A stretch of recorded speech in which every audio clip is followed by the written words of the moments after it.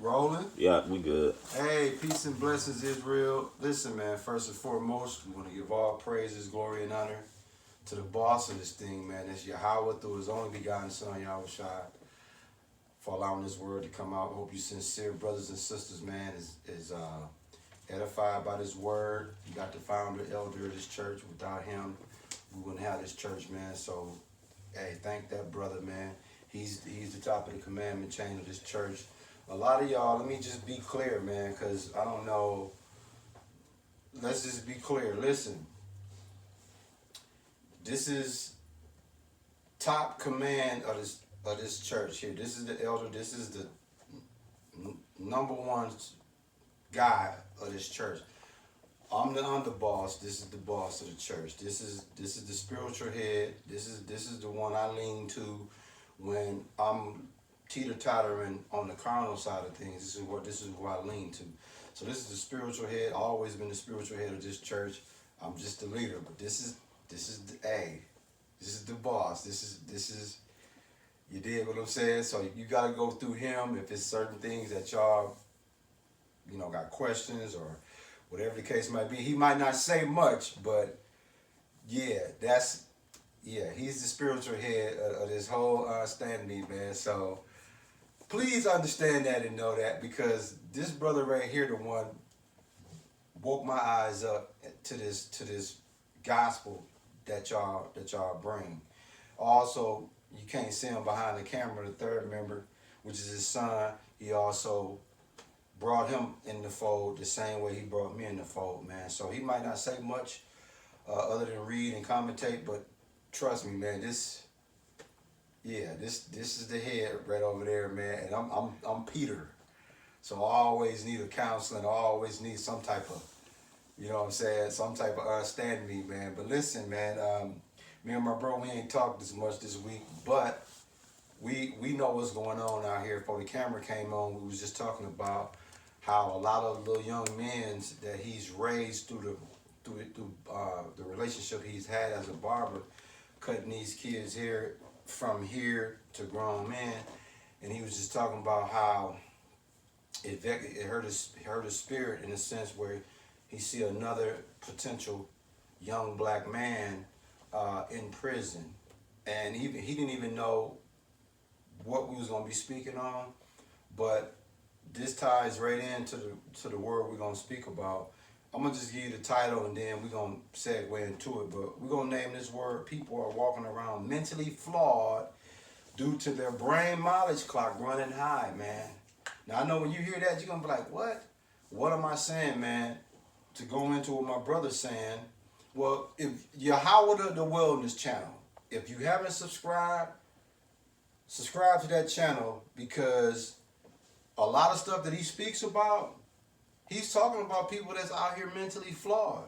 When he bring you certain discoveries, revelations, just simple things that you just take a look at. He ain't telling you to run with it. He's just saying, dude, what's up with this? What's up with that?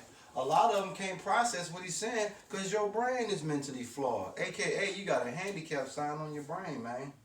Now, me and my bro, we always say to ourselves, like, in the natural, not in the spirit, but in the natural, we be like, damn, dog, do that like he's slow or something. Now that we in the spirit, these niggas is flawed, bro. These niggas, these niggas there's a mileage on our brain, and these niggas shit is high. High mileage. You know what I'm saying? So what we gonna talk about, man, if you can be so kind, bro, bring out that Romans 12:2, man, we gonna kick this word off, man. But a lot of y'all is mentally flawed and don't know it, man, but Romans 12:2 kind of gonna help you out, man, as far as what we going in the direction we going with this word. Romans chapter 12 verse 2, and it reads, "And be not conformed to this world, but be ye transformed by the renewing of your mind, that ye may prove what is that good and acceptable and perfect will of Yahweh." If you're a spiritual person, let's say you're a natural person, and now you coming into the fold or living by this book, the number one thing you got to do, you got to renew your mind, dude. You got to get a renewal policy on your mind, which is going to help you adjust your spiritual understanding for living for the Lord. Imagine a person that's worldly. They don't even know nothing about no renewal policy of their brain. We all born with a brain to do amazing things. The Lord created us all. And our brain was wired for us to do amazing things, especially Israelites. Being creative, being wise. He's one of the wisest guys you're going to ever meet. He know a little bit of everything. And it's because he was blessed with a brain, a functional brain. He's able to discern the things the Lord trying to show us when a lot of us can't, man. But the one thing he said in Romans 12:2, he said, renewing of your mind. Dude, we learned after 10 years plus that every day you got to constantly renew your mind, because when you in the spirit, your mind already where it's supposed to be. But when you in the midst of the world, you dealing with people that's mentally flawed, man. And bro, you got that Colossians 3:10? Yep. Bring that, man. Listen to this, y'all, man. Colossians chapter 3 verse 10, and it reads, and have put on the new man, which is renewed in knowledge after the image of him that created him. Once again, man, you gotta be freshly new and toxic free of mental toxins, corruptions, pollutions. Because I'm telling you, man, we're fortunate. Us three are fortunate, but a lot of us brain is so flawed. Like my man's here, we both grew up in the hood.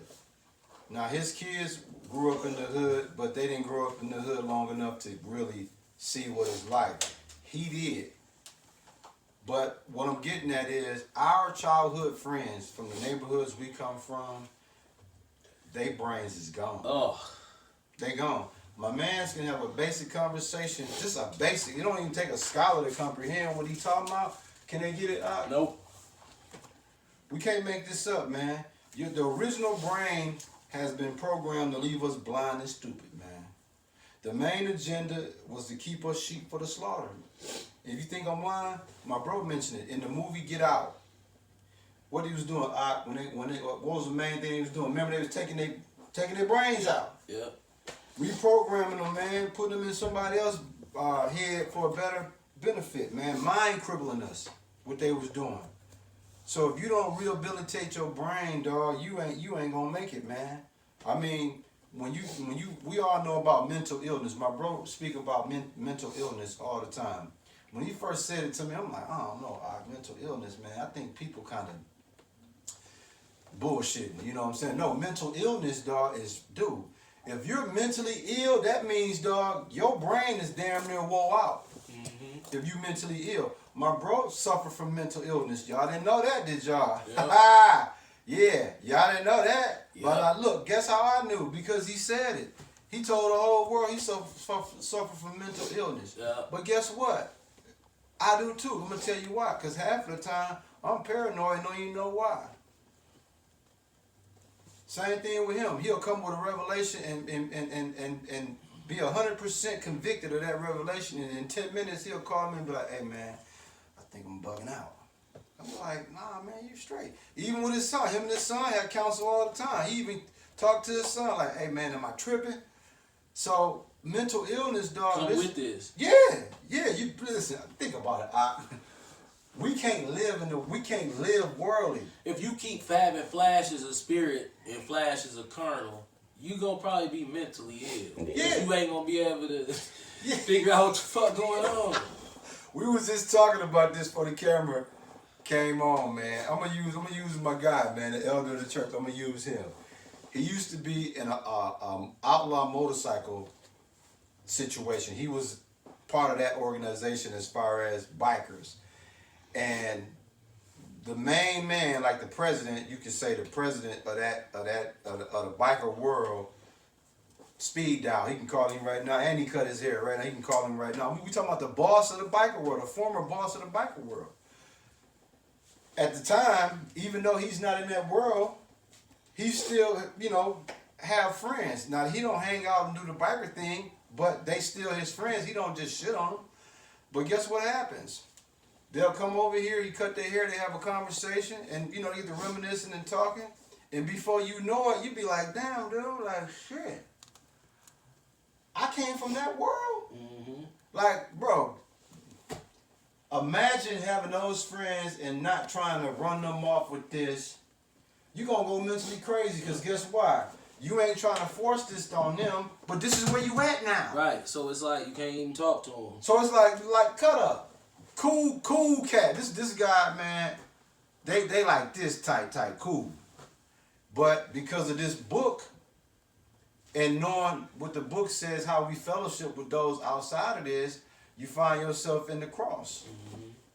Now you got a business relationship, you can't even really get away from them the way you want because it's like, well, damn, we ain't gotta hang out, but we still have a business relationship. Right. And if y'all go back 3 or 4 months, maybe 5 months, my bro told you he lost 80% of his clientele. Guess what a lot of that had to do with? That mental illness start kicking in because you start going crazy when you see people around you that do you no good. When it comes to this, it do you no good. It's funny because people say that you're supposed to look at it like a job, and you do. But guess what? You can even burn out on any job. Yeah. And I burnt out on being a people person. Yeah, and that was shocking to me because he had this people person experience. We're talking 30 years, y'all. Dig that. We talking about, if not 30, almost 30 years of providing customer service to the neighbor, to the hood. Listen, I'm pretty sure I had the best customer service out of any barber. Facts. And they abused it and treated it like it was not customer service at all. Cheapest, gave credit, gave you VIP, just pull up whenever you want. If I'm here, I got you. And they didn't respect it now. It's too late now. It's over. I'm gonna tell y'all just to give a testimony of what he's saying. Before we segue to the next word. I remember in '94. I'm gonna take y'all all the way back to '94. This was his policy. Cell phones wasn't as popular back then as they are now, but he had a watch pager. Yeah. That's like a dope dealer's pager. A regular nigga couldn't get this pager. We had the pager you know to put in your hip. He had the pager watch.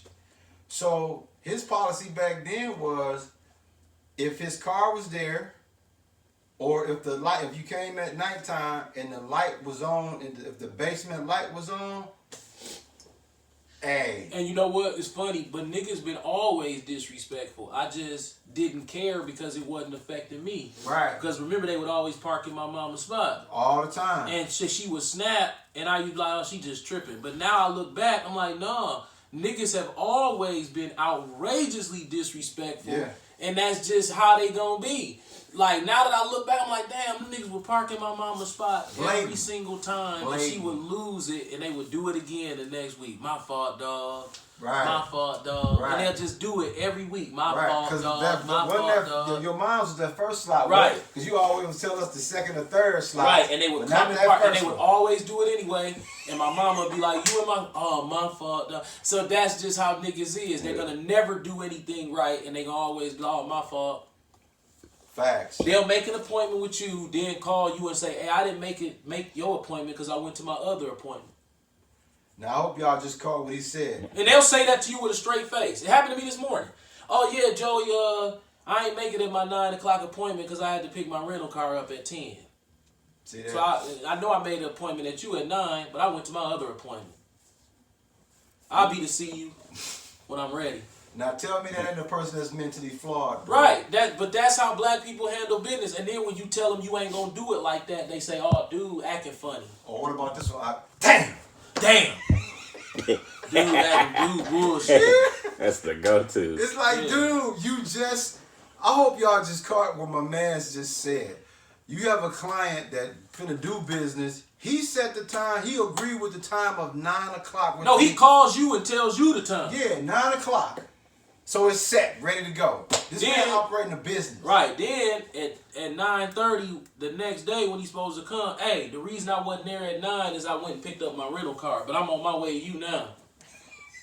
Telling you what he doing. Telling you what he finna do with your time.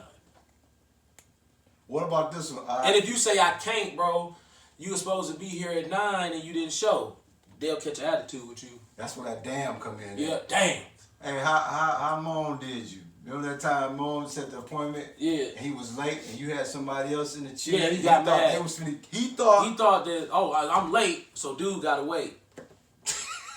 You late and you think that. Now tell me if niggas ain't mentally flawed. Right, but see, I'm a man. I don't fuck with these niggas. I do. It's, you know how good it feel for somebody to call you and you say no to them. That's a beautiful thing because I hope y'all paying attention because niggas think that you ain't gonna turn down no money. And guess what? For almost 30 years, he didn't say no. Believe it or not, he didn't say no. He could have. Yeah, I could have. But he didn't. That's a beautiful thing about it. Niggas know I don't like to say no. Because I always been about my paper. All the time. But I don't give a fuck about money no more. So now I'm like, no. And they like, this nigga tripping. Right. He don't never say no. Yes, I do now because I don't care about money. Listen, him and your moms can be leaving out the house in 20 minutes. This is the old him. And somebody call, hey, if you can get over here within 20 minutes, come on. Because I was taught that it's life all about money. The more the better. You got to have it all. Yeah. If somebody willing to spend it, you got to take it. Yep. He never turned money down. Man, now I be telling these niggas, man, I don't give a fuck if you got $100, nigga. If you say something I don't like, I'm gonna say no. Just to look at the look on your face when I say no to your $100. And they be appalled by right. this. They be like, what? Like, yeah, nigga, no. How we look? There's a million barbers in this city. Right. 1630. You can stop it, man. We gonna breeze through.